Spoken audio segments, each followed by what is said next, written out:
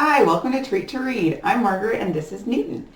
Today we're going to be reading Chapter 4 of My Father's Dragon by Ruth Stiles Gannett.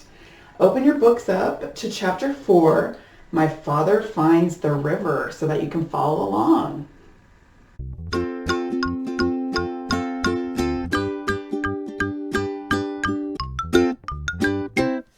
Chapter 4 My Father Finds the River.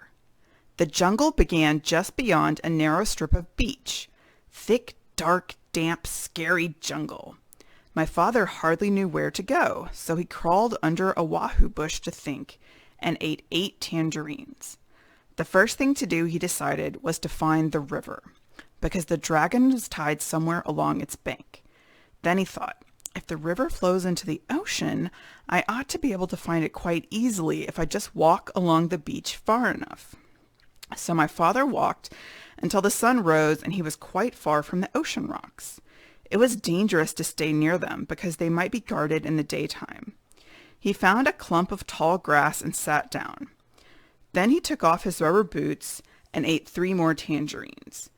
He could have eaten 12, but he hadn't seen any tangerines on this island and he couldn't risk running out of something to eat. My father slept all that day and only woke up late in the afternoon when he heard a funny little voice saying, "Queer, queer, what a dear little dock. Dear, dear, what a queer little rock."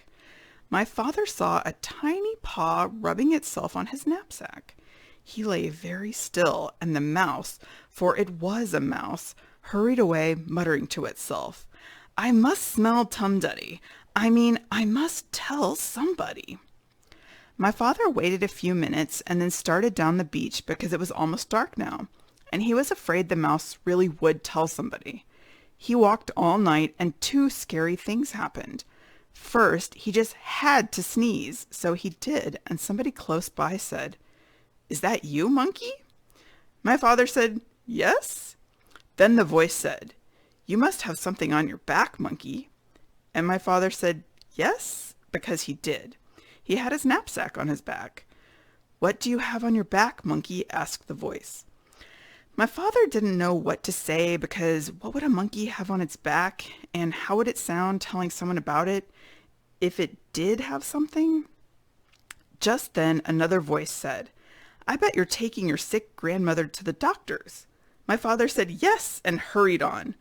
Quite by accident, he found out later that he had been talking to a pair of tortoises. The second thing that happened was that he nearly walked right between 2 wild boars who were talking.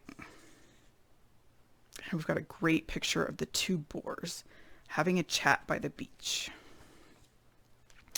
In low, solemn whispers. When he first saw the dark shapes, he thought they were boulders. Just in time, he heard one of them say, "There are 3 signs of a recent invasion. First, fresh tangerine peels were found under the wahoo bush near the ocean rocks. Second, a mouse reported an extraordinary rock some distance from the ocean rocks, which upon further investigation simply wasn't there. However, more fresh tangerine peels were found in the same spot, which is the 3rd sign of an invasion. Since tangerines do not grow on our island, somebody must have brought them across the ocean rocks from the other island, which may or may not have something to do with the appearance and or disappearance of the extraordinary rock reported by the mouse." After a long silence, the other boar said, I think we're taking this all too seriously. Those peels probably floated here all by themselves, and you know how unreliable mice are. Besides, if there had been an invasion, I would have seen it." "Perhaps you're right," said the first boar. "Shall we retire?" Whereupon they both trundled back into the jungle. Well, that taught my father a lesson, and after that he saved all his tangerine peels. He walked all night and toward the morning came to the river. Then his troubles really began. Thanks for reading along with us. I hope you're enjoying Elmer Elevator's adventures on Wild Island.